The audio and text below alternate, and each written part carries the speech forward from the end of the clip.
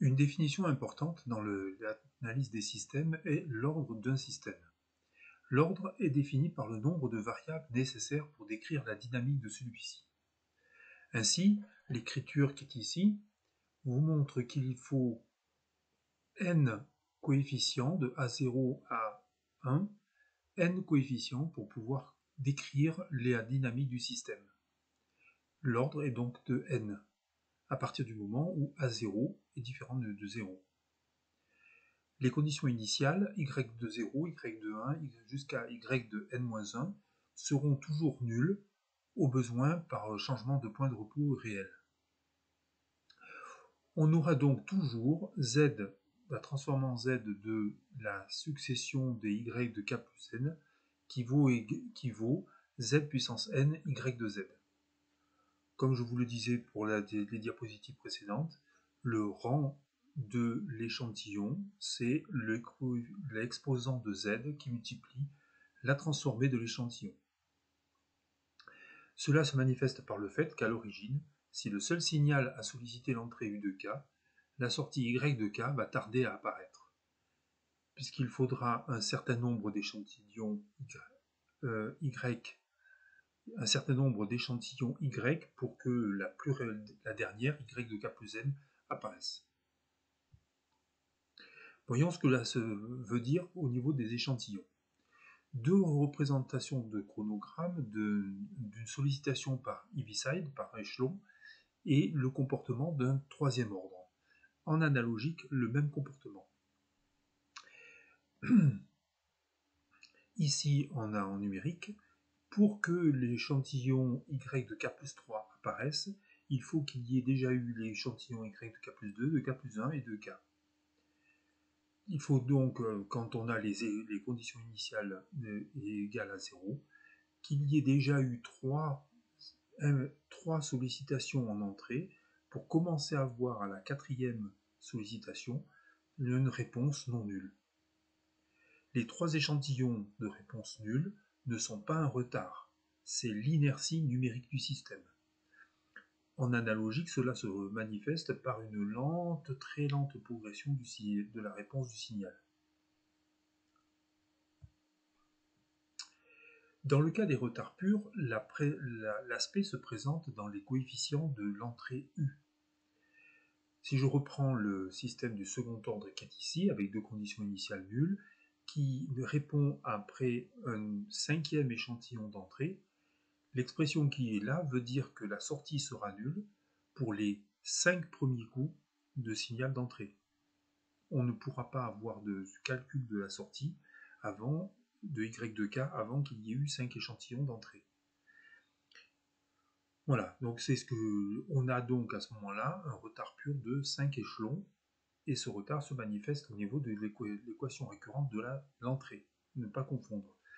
Au niveau de la fonction de transfert, cela se manifeste par une puissance négative au numérateur de la fonction de transfert. Si je généralise les retards, on a dans l'équation qui est ici, y de k plus 3, j'ai repris la formule précédente et j'ai mis des échantillons successifs pour les entrées. U de k, U plus 1, U de k moins 1, U de k plus 2. Si je transforme cette écriture récurrente en fonction de transfert, y de z sur u de z s'écrit soit sous la forme ici manifestant un retard de z puissance 2 et des expressions du troisième degré au numérateur et au dénominateur, soit par l'écriture retard qui fait apparaître de z puissance moins 2 à z puissance moins 5 au numérateur et de la z puissance 0 à z puissance moins 3 au numérateur. L'écriture retard que je représentais ici est une écriture qui est très intéressante parce qu'elle va pouvoir traduire plus facilement les fonctions de transfert ou en équations récurrentes pour les codages des lois de commande.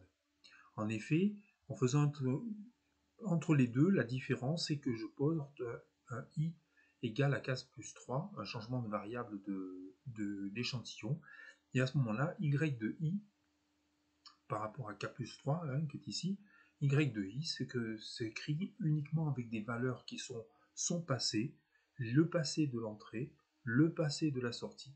Et j'ai donc l'écriture d'une fonction qui est causale.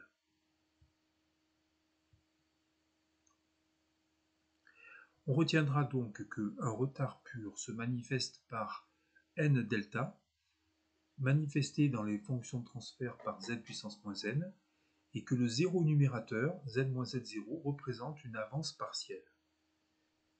Le degré du numérateur doit rester toujours inférieur à ou égal à celui du dénominateur pour assurer la causalité.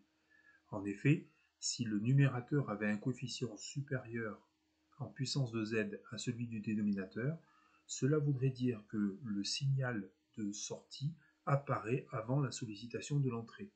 C'est le contraire de la causalité. Passons à une notion importante qui est la forme standard de la fonction de transfert. Toute fonction de transfert en z peut s'écrire sous la forme générique suivante. Un coefficient k, qu'on appellera le gain statique, qui est la limite quand z tend vers 1, de 1 moins z puissance m g de z.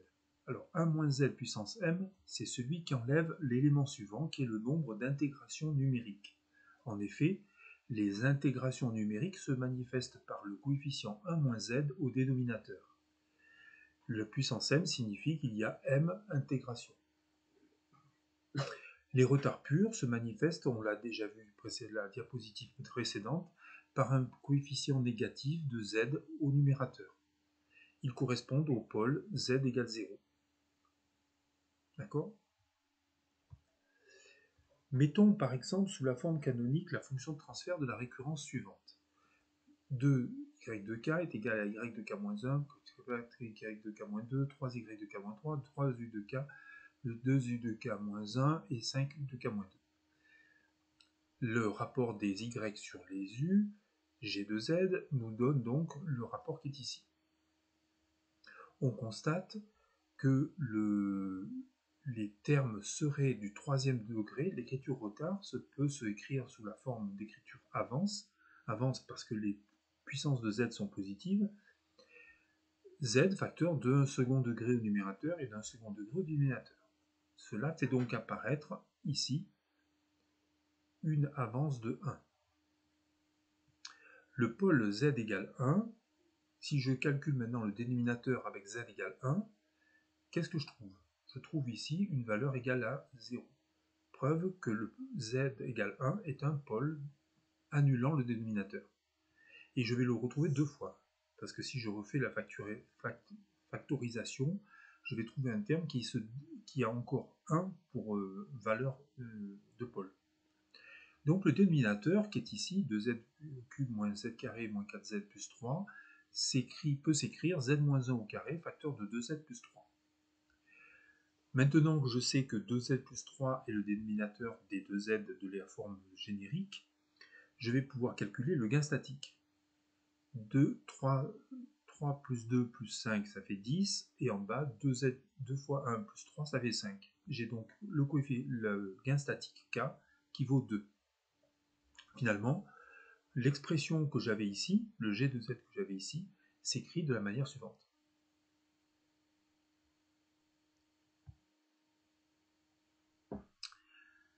Les pôles et la stabilité. Alors, cet élément est primordial et va nous tenir pendant pas mal de diapositives. La notion de stabilité est un critère essentiel pour analyser les systèmes numériques comme les analogiques. Comme en analogique, les pôles Z de I de G de Z définissent la dynamique du système. Les pôles restent les racines de l'équation caractéristique qui définit le régime libre du système. Vous rappelez que les pôles ont été importés dans les systèmes analogiques par le fait que c'était les solutions à l'équation différentielle en régime libre. Si on envoie un Dirac sur un système, sa sortie vaudra S de Z égale G de Z fois 1, le produit de la transformée de l'entrée par la transformée dans Z de système. Si maintenant je développe G de Z sur Z, on va, en élément simple, on va trouver des S de Z sur Z vaudra une somme de coefficients A1 sur Z moins Z1, A2 sur Z moins Z2, etc. Alors S de K, la transformée réciproque de celle de la transformée en Z, S de K va s'écrire A1 Z de 1 puissance K plus A2 Z2 puissance K.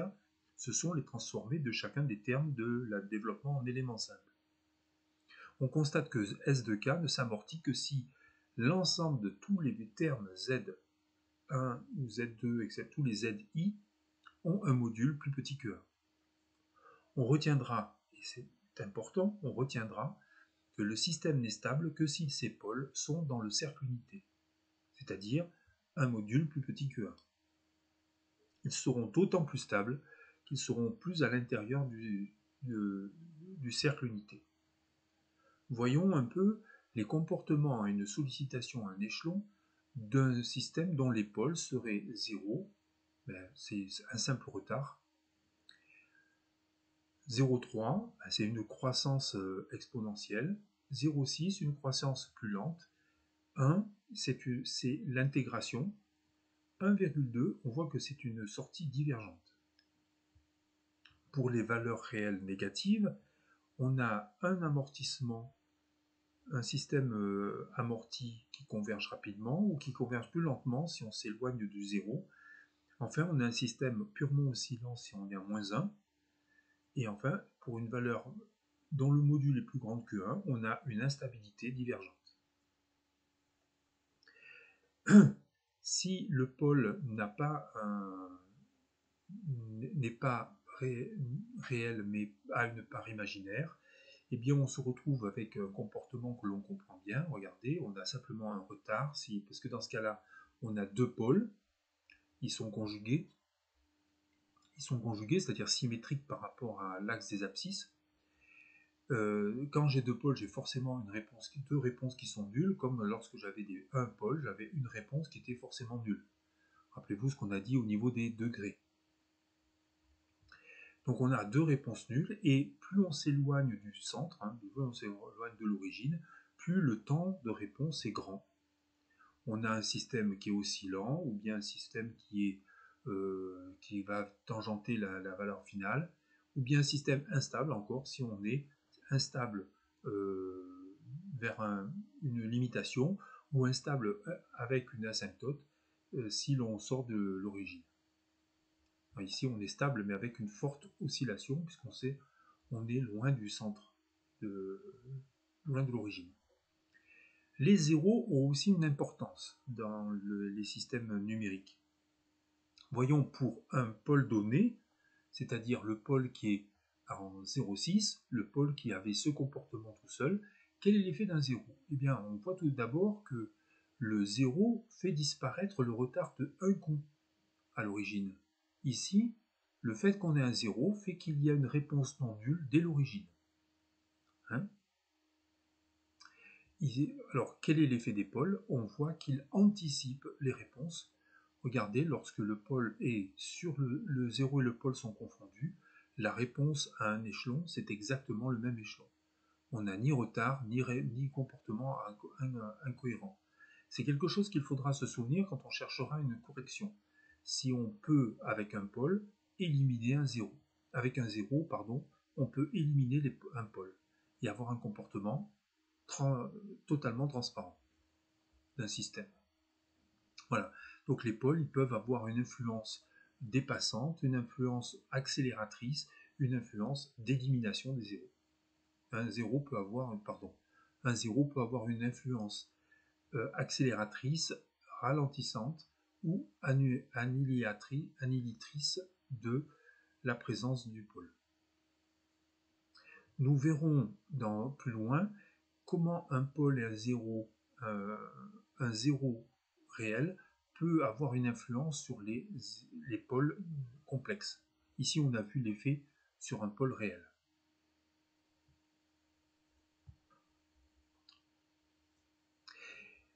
On a vu qu'il y avait un lien entre les pôles numériques et les pôles analogiques lorsqu'on a cherché à traduire A de P en G de Z. Essayons de trouver une formulation qui nous donne une expression simple pour passer d'un pôle analogique à un pôle numérique, ou inversement. Dans un système analogique A de P, on met en évidence que les pôles simples petit pi valent 1 sur ti, ti étant les constantes de temps du système analogique. A de P, qui s'écrit ici sous forme factorisée, peut se développer en éléments simples qui seront ceci: A1 sur 1 plus ti P, A2 plus T2P, etc. Pour le système numérique, on peut très bien passer de l'écriture des formulations simples dans le A2P sur P, qui est la somme des A2I sur 1 plus TIP, c'est-à-dire les formes de chacun des éléments simples du développement. Alors, Z de A2P sur P, c'est-à-dire G de P, ça vaut AIZ de 1 moins alpha I, facteur divisé par Z-1, facteur de Z moins alpha I. Alpha I étant les pôles du système numérique. Comme la transformée en Z de A de P sur P, c'est Z-1 fois G de Z, alors G de Z vaut la somme de tous les AI, 1 moins alpha I sur Z moins alpha I. De fait de l'écriture que nous avions avant, les pôles de G de Z sont donc les ZI, c'est-à-dire tous les alpha I que j'avais dans les termes du développement limité qui était écrit sous forme d'une somme qui vaudra exponentielle de PI delta. Puisque les alpha I, d'après les définitions qu'on a vues dans les tables de transformées, les alpha I s'expriment exponentielle de moins delta sur TI, c'est-à-dire exponentielle de PI delta. On retiendra donc que les pôles ZI d'un système numérique obtenu par des bloqueurs d'ordre 0 sont égaux à ZI qui vaudra exponentielle de PI delta, PI étant les pôles du système analogique correspondant. Comme en analogique, l'influence des zéros est négligeable, mais elle est aussi assez peu évidente. Si la fonction de transfert présente des zéros qui annulent son numérateur, c'est que la récurrence mémorise les termes des entrées U de K plus 2, U de K plus 1, etc. Les zéros nuls correspondent donc à une avance d'un pas, et les zéros non nuls à une avance partielle. La réponse d'un système de cette forme-là dépend des termes AI, on l'a vu, et sa dynamique s'étudie simplement en tenant compte de B0 et du dénominateur. Les BJ participent au gain statique et font avancer la réponse en respectant son allure générale. C'est-à-dire que tous les effets des termes qui factoriseront le numérateur seront des termes qui anticiperont la réponse initialement prévue sans elle. Je passe sur la démonstration qui est ici parce qu'elle ne sert qu'à atteindre la forme d'un signal de réponse quelconque, en l'occurrence ici un échelon Diviside, de S de K. La seule intérêt de cette démonstration est de nous expliquer comment on en arrive à formuler l'écriture des termes, des relations qu'il y a entre les zéros et les pôles pour le comportement dont on va en arriver sur les courbes qui sont là. On va s'intéresser, en ce qui nous concerne, dans la représentation complexe des pôles et des zéros, à la position du point d'intégration, le point d'abscisse 1, le 0, Z0, et le pôle Z1. Il y a dans la construction qui est là des éléments qui vont nous permettre de comprendre le niveau de dépassement, le temps, le numéro d'échantillon qui fait franchir l'asymptote de la réponse, etc., etc. Ça va être fait grâce à des abacs qui sont les seuls éléments qui nous intéressent pour le système de second ordre. En effet, pour un système qui a deux pôles conjugués, Z1 et Z1 étoile, c'est-à-dire deux termes qui sont symétriques par rapport à l'axe des réels, eh bien le 0 peut glisser sur l'axe des réels, c'est-à-dire un terme qui annule le numérateur. Il nous permet de définir ici un angle gamma qui est positionné entre la direction du 0 et du pôle par rapport à la ligne qui relie le pôle au point d'intégration et la perpendiculaire est levée depuis le 0. Cet angle gamma va être important dans les abacs pour comprendre et déterminer le comportement temporelle du système. Prenons le cas d'abord du dépassement. Et bien, suivant la valeur de gamma dans le dépassement, je vais ranger un petit peu ça, selon la valeur de gamma, le dépassement dépend du coefficient xi, mais vous voyez qu'ils peuvent évoluer entre 1% et demi et 100%, ou bien entre 100% et 500%. Donc vous voyez que la valeur de gamma, qui est sur l'abscisse de notre graphique, a une influence importante sur la valeur de l'amplitude du dépassement en pourcentage. Un dépassement de 100% veut dire que le signal va jusqu'à 2 fois plus haut que la valeur asymptotique qu'il obtiendra à la fin.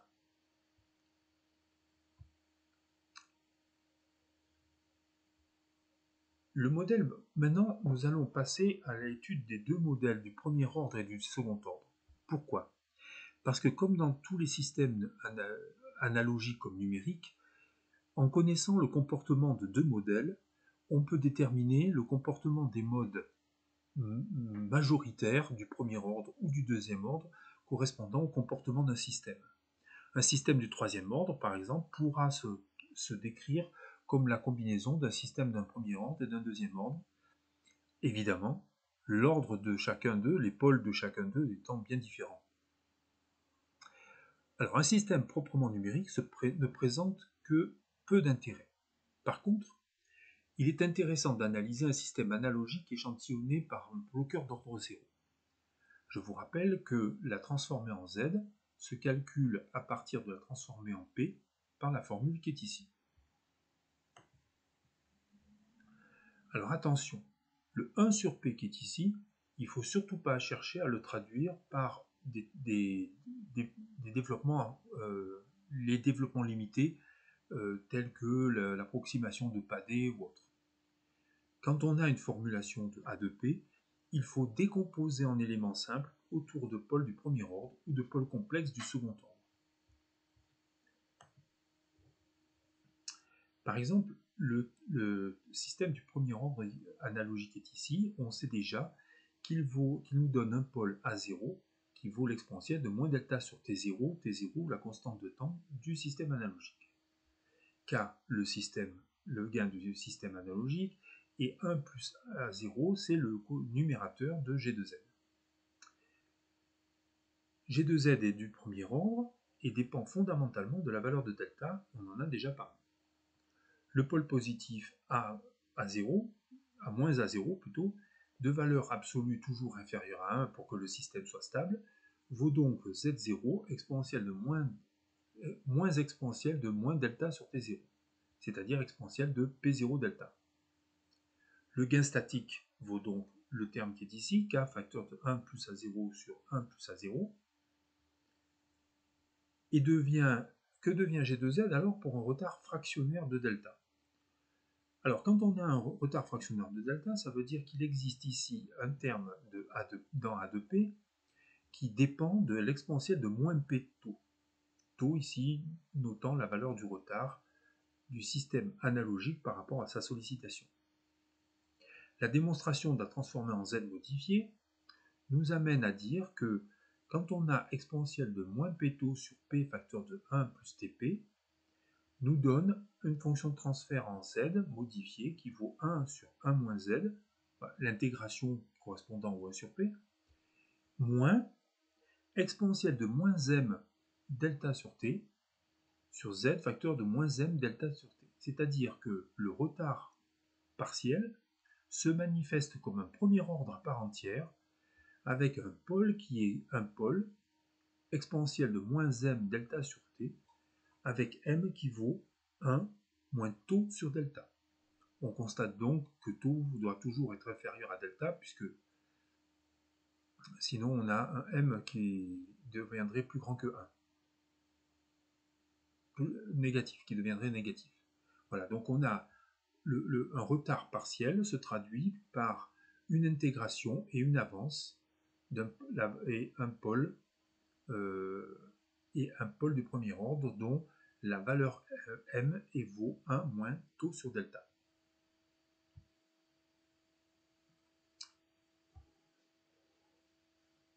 Donc, notre système de premier ordre, ça c'est déjà vu, voilà. Autant pour moi, j'ai cliqué sur le mauvais côté. Que devient le mode... Prenons un exemple de ce que représente nos calculs. Quand j'ai un système qui a une fonction de transfert G de Z qui est celle-ci, vous constatez ici un retard partiel qui est manifesté par Z0 puissance m, que l'on peut réduire en l'écrivant k z-1, voilà, je mets en facteur les deux termes du dénominateur, le z qui est ici, il va passer au facteur de k pour montrer qu'il y a un retard, etc., etc. Le modèle du premier ordre s'écrit donc G de Z égale K1 Z-1 Z moins alpha sur Z moins Z0. Que vaut l'alpha? Eh bien l'alpha, alors avec K1, qui n'est pas le même que le cas précédent, puisque le retard va avoir une influence sur le gain statique, le retard partiel va avoir une influence sur le gain statique, et on a ici Z0, facteur de le Z0 initial du système numérique sans retard, et voilà la valeur de alpha. Le terme qui est ici, qui annule le numérateur. Ce qui veut dire que suivant la valeur de taux, le terme qu'on voit donc ici et ici, le retard partiel, eh bien on a le comportement qui se suivrait soit des réponses qui seraient celles de 0,5 delta, c'est-à-dire qu'on aurait les réponses ici, ici, ici, ici, soit avec un retard de 0,7 delta, cette réponse, cette réponse, cette réponse, cette réponse, soit avec un retard de 1 delta, cette réponse, cette réponse, cette réponse, cette réponse. Vous voyez que si on était en analogique, on verrait comme une translation de nos courbes, mais ne perdons pas de vue qu'on a des bloqueurs d'ordre 0, c'est-à-dire que si on a un retard de 0,7 delta, on est à 0 pendant delta, on est ici pendant delta, on est ici pendant delta, on est ici pendant delta, etc. Ne perdez pas de vue que la courbe qui est là n'est qu'une courbe qui représente les valeurs des échantillons de la courbe analogique, mais pas du tout la valeur de la sortie numérique du convertisseur. Voyons un peu maintenant ce qu'est le modèle numérique du second ordre. Si j'ai un système analogique du second ordre, ici représenté sous la forme développée du dénominateur, non pas mise en facteur mais développée, alors souvenez-vous de ce terme-là, hein, oméga n c'est la pulsation propre, et xi c'est le coefficient d'amortissement, c'est-à-dire la force par laquelle le système peut produire des oscillations, ou pas. Échantillonné entre des bloqueurs d'ordre 0, on va trouver soit la forme, cette forme-là, on la retrouve soit sous cette forme-là en version polynomiale, soit sous cette forme-là en version pôle 0, c'est-à-dire avec tiré de là du développement en éléments simples, factorisé. Donc notre alpha ici vaut exponentielle de moins xi de oméga n delta, et nos pôles valent exponentielle de moins xi oméga n plus ou moins j oméga p delta. Oméga p étant la pulsation apparente du système, c'est-à-dire s'il oscille, la valeur à laquelle se manifeste la pulsation de l'oscillation. Donc vous avez deux façons de développer, soit le développement avec A0, A1, B0 et B1, c'est le développement polynomial de la transformée du système du second degré, soit la forme factorisée avec les pôles et les zéros, qui est tirée de cette formulation-là.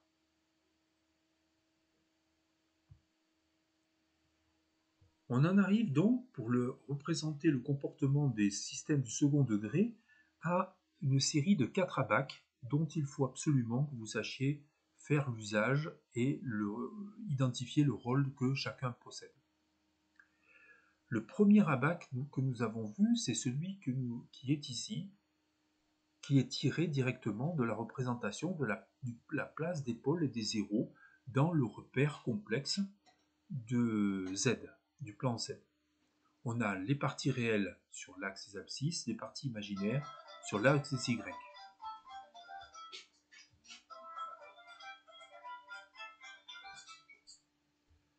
Le deuxième abaque qui est ici va nous permettre... Le deuxième abaque qui est ici, petit a, va nous permettre de voir quels sont les éléments du dénominateur de la transformée en Z, correspondant à notre second ordre numérique. Avec le placement des pôles et des zéros, vous voyez que l'abaque est établie à partir de deux paramètres que sont xi et delta oméga n. Delta oméga n, je vous rappelle que c'est le rapport qu'il y a au niveau fréquentiel entre l'échantillonnage et la pulsation propre du système, et xi, le coefficient d'amortissement qu'aurait le système du second degré. Le coefficient d'amortissement ici. Eh bien, le terme qui est ici va nous permettre de traduire les formules que nous avions tout à l'heure, les formules précédentes, qui sont là, les B0, B1, A0 et A1. Les termes A0 et A1 sont directement traduites à partir de la forme des abaques sur l'élément qui est là. C'est-à-dire que si j'ai un 0 par exemple qui est ici, si j'ai un pôle par exemple qui est ici, à la croisement de delta oméga n égale 1 et de xi égale 0,6, eh bien le delta oméga n et xi égale 0,6, ça nous amène ici à ce point-là, d'accord? Et à ce point-là, ben, ça veut dire que l'on a, pardon, à ce point-là, ben, ça veut dire qu'on a A0 qui vaut 0,3 et A1 qui vaut 0,78 ou 0,8. Vous voyez? Ce point-là à 0,8 de partie A1.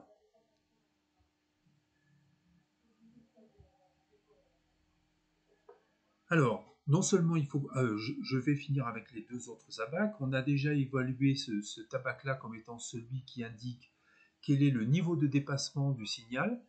Quand un signal va avoir un certain niveau de dépassement, on a cet abaque qui nous permet de savoir quel est le rang n de ce déplacement. Ce dépassement ici a lieu au quatrième échelon, c'est-à-dire qu'il y a ici un rapport n θ où n vaut 4 pour le comportement de la forme qui était donnée ici. Alors c'est pareil, c'est la valeur gamma et la valeur du xi, comme dans la bac qui est ici, qui nous donne la position le numéro du rang de l'échantillon qui fera le plus grand dépassement. Maintenant, nous allons appliquer l'usage de ces abaques pour en faire la compréhension la plus fine, pour pouvoir traduire ce que signifient ces abaques. Si on veut réguler un système de processus G de Z identifié avec delta égale 10 secondes, on veut calculer le correcteur C de Z pour qu'en boucle fermée, l'ensemble se comporte comme un système du second ordre ayant xi égale à 0,3 et delta oméga n et oméga n égale à 0,06 radians par seconde. Alors voilà, on a donc ici un cahier des charges d'un système que l'on veut réguler pour qu'il se comporte de cette façon-là. D'accord ? Par ailleurs, on nous donne comme consigne, on ne veut pas avoir un dépassement de plus de 50%. Alors ce qu'on doit trouver, c'est h de z, tel qui vaut ceci, et h de z doit être un système du second degré, parce que c'est le terme d'un modèle qui a un xi égal à 0,3 et un oméga n. Un système du troisième degré ne serait pas décrit par ces éléments-là. Donc on veut que ce soit un système du deux second ordre, le système h de z. Alors à partir des valeurs qui sont indiquées, comme on a delta d'une part et oméga n d'autre part, on trouve delta oméga n facilement égal à 0,6. 10 fois 0,06 radians par seconde. Alors avec delta oméga n égale à 0,6, on lit avec un xi égal à 0,3, on est ici, d'accord, le delta oméga n égale à 0,6 et le xi égale à 0,3. On trouve une valeur A1 qui vaut moins 1,4 et une valeur A0 qui vaut 0,68. Ne pas perdre de vue que l'on a un gain corrigé, parce que dans la formule qui est ici, vous avez un numérateur. Donc on a ici un gain corrigé 1 plus A0 plus A1 divisé par B1 plus B0. Et donc, comme on veut avoir une réponse sans erreur, on veut avoir un gain statique égal à 1. Ce qui veut dire que on a 1 moins 1,4 plus 0,68 sur B1 plus B0 est égal à 1. Ceci nous amène à avoir B1 plus B0 égale à 0,28. Bon, on a donc delta, oméga n, on a xi, on a A1, on a A0, et on a la somme B1 plus B0.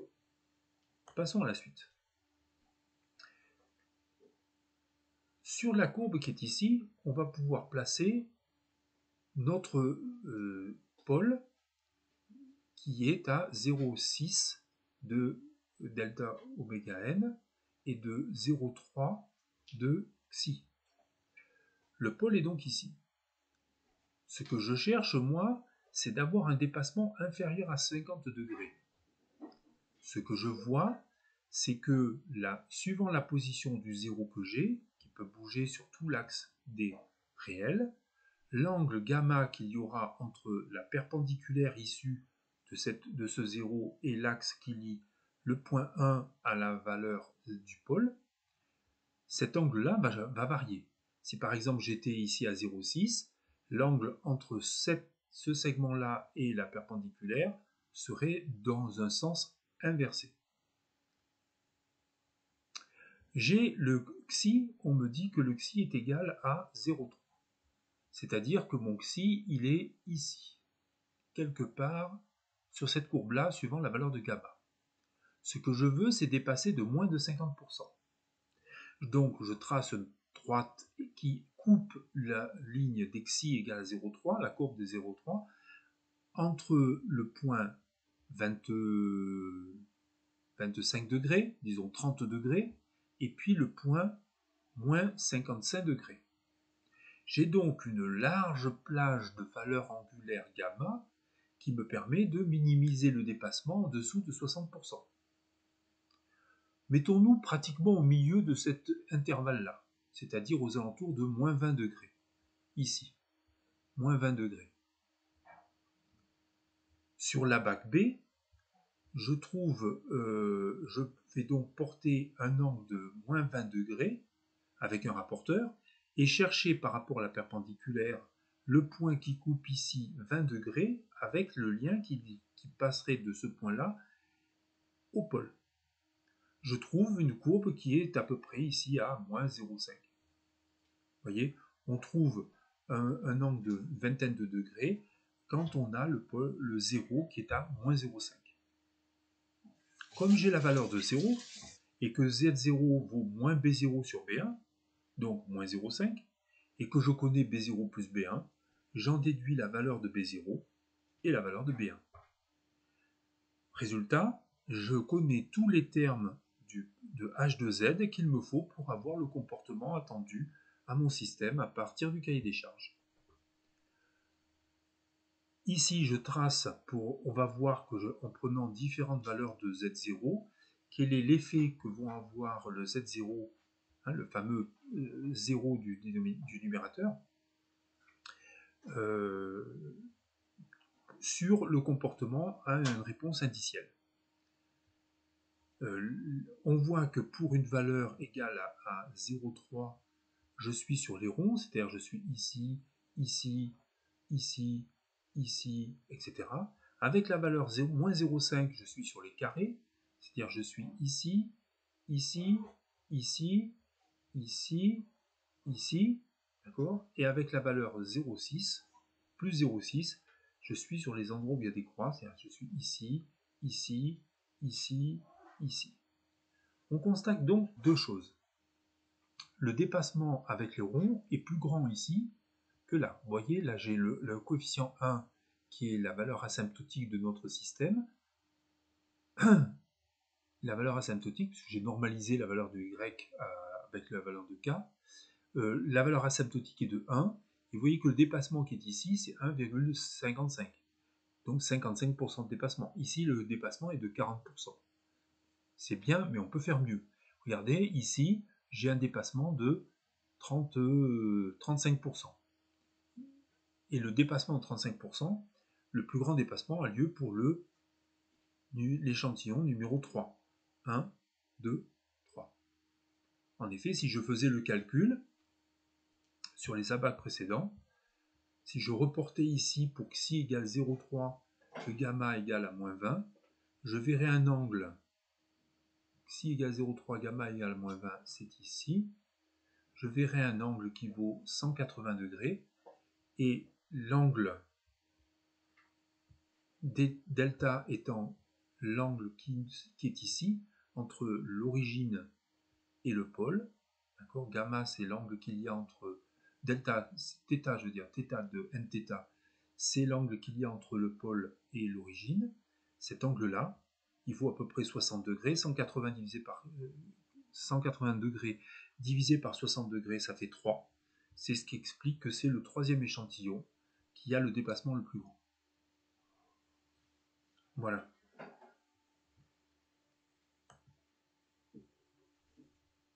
Nous avons déjà vu que, au niveau de la stabilité dépend de la valeur de delta et dépend de la grandeur correspondant à la position des pôles par rapport au cercle unité.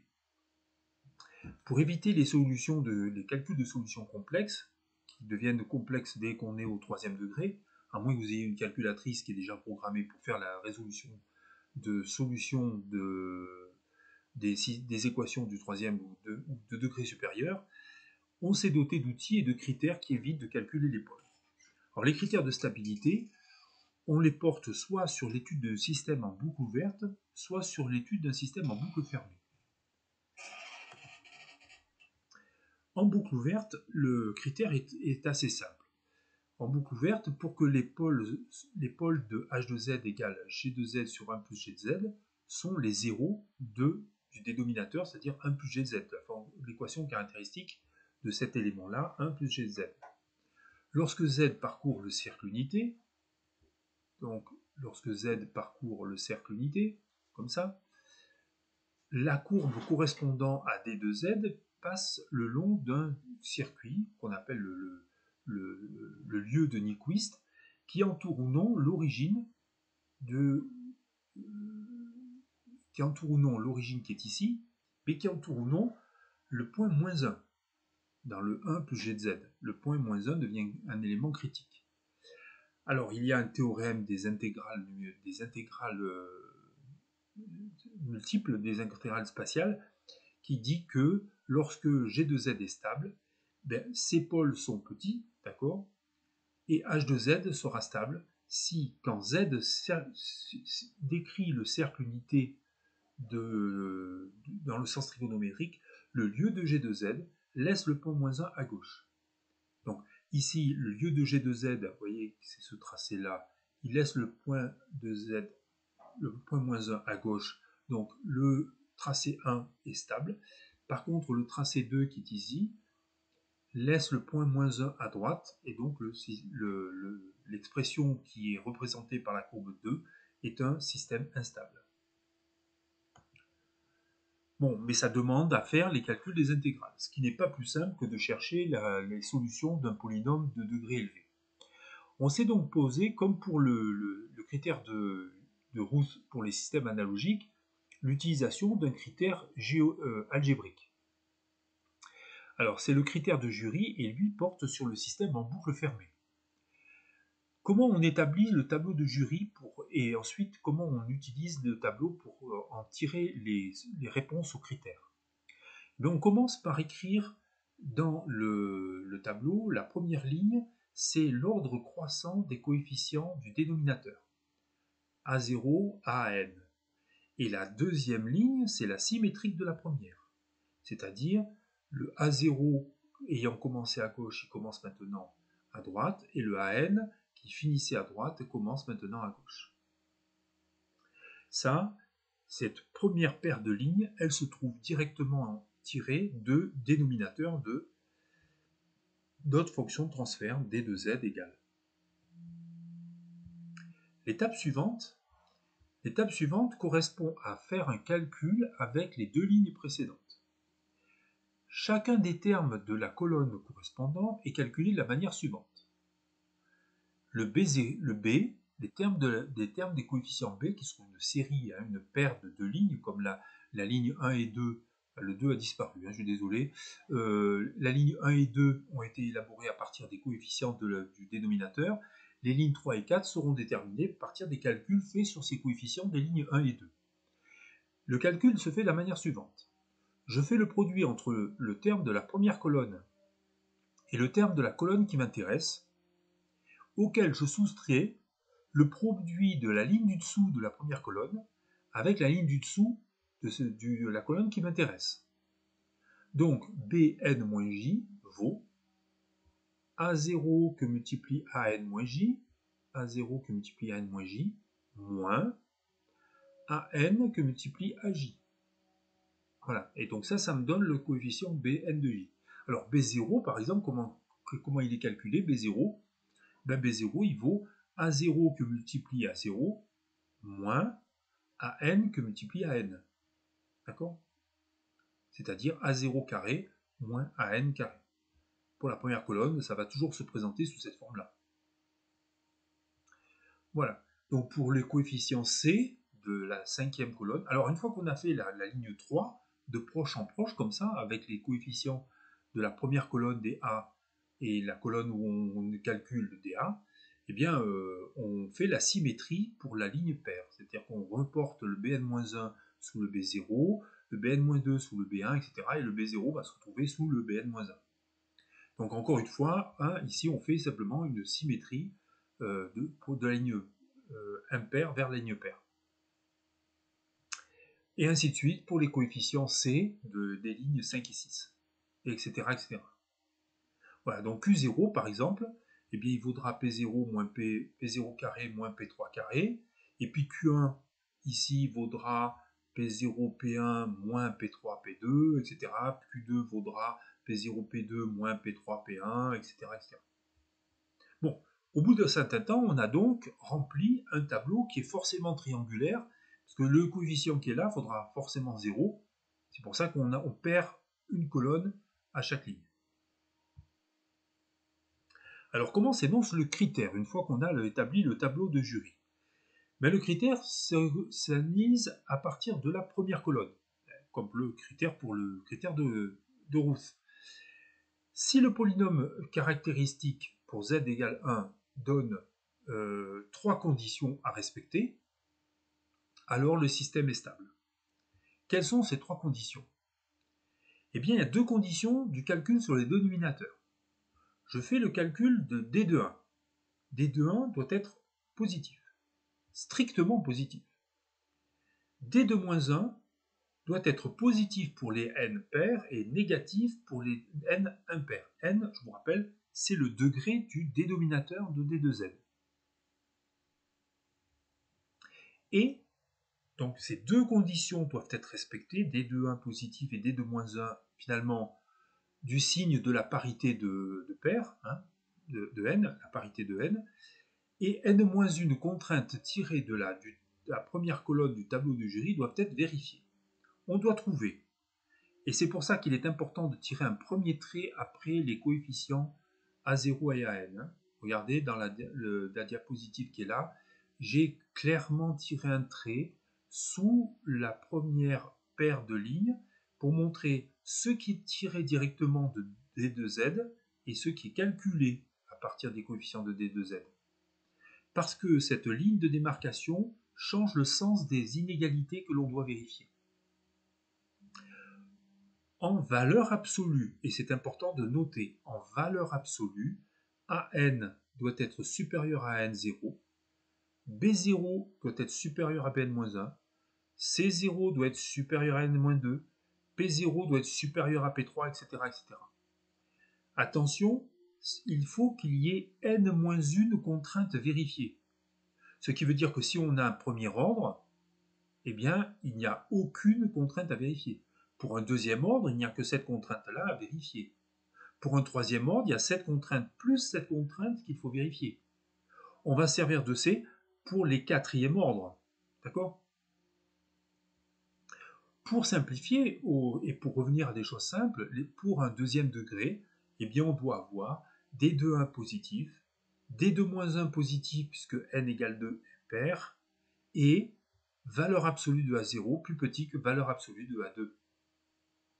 À partir de là, il est facile de constater que dans l'expression H1, eh bien, le système est stable puisque D2-1 vaut 1 moins 0,9 plus 0,8, ça fait 1,8 moins 0,9, ça fait plus 0,8. D2-1 est donc positif. D2-1 vaut 1 plus 0,9 plus 0,8, ce qui fait 2,7. 2,7 est positif, donc c'est bon. Et puis A0 qui vaut 0,8 est plus petit que 1 le terme de z au carré. D'accord? Donc on a bien les trois conditions remplies pour un deuxième degré qui sont vérifiées. H1 de z est stable. Par contre, on voit tout de suite que pour D2,1, eh bien, on a un terme qui est positif, mais D2-1 n'est pas un terme positif, puisque j'ai ici moins 1, moins 3,5, ça fait moins 4,5, il est négatif. Le dénominateur de z de moins 1 est négatif, donc le système est instable. Par ailleurs, on voit aussi qu'il y a une autre condition qui n'est pas respectée. J'ai le terme A0 qui, en valeur absolue, est plus petit et plus grand que la valeur de A2. D'accord? Donc cette inégalité-là n'est pas respectée non plus. Bon, graphiquement, il y a un lieu qui est ce triangle-là, qui permet, quand on connaît A0 et A1, de vérifier la stabilité directement.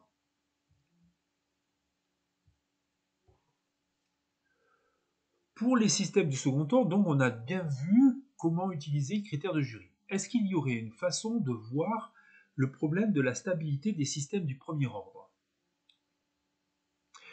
Alors, vous vous en souvenez peut-être pas, mais les systèmes du premier ordre, ceux qu'on étudie, sont en général des systèmes stables en eux-mêmes. Et le système, pour qu'il soit instable, il faudrait que T0 soit à partie réelle positive. C'est-à-dire que T0 soit... Voilà, il faudrait que T0 soit positif pour que ce terme-là présente une valeur... le pôle, pardon.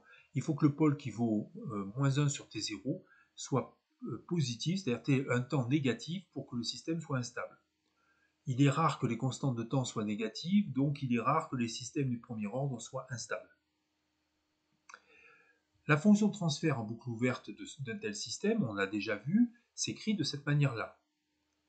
Mais en boucle fermée, si je ferme le système sur lui-même, alors je vais trouver un h de z, je vous rappelle que c'est g de z sur 1 plus g de z, il va prendre cette formulation-là. La condition de stabilité du système du premier ordre, c'est-à-dire, je vous rappelle que c'est une double inégalité pour un premier ordre, il faut que D2,1 soit positif et D2-1 soit négatif. Donc ici, vous avez l'aspect D2-1, et ici, vous avez l'aspect D2,1 avec le 1 qui a glissé. Là, le terme 1 qui est parti, c'est le terme du 1 de Z qui est là. Hein. Alors, les limites stables du terme de K sont entre moins 1 et 1 plus alpha sur 1 moins alpha. Ce qui veut dire que selon le gain statique, le système peut être stable ou pas. C'est important de le voir, le système peut être stable ou pas quand on le ferme, quand on le boucle, suivant la valeur de gain, du gain K. Mais ce gain K, c'est pas une valeur absolue, il dépend de alpha. Or, alpha, je vous rappelle que c'est l'exponentielle de moins delta sur t.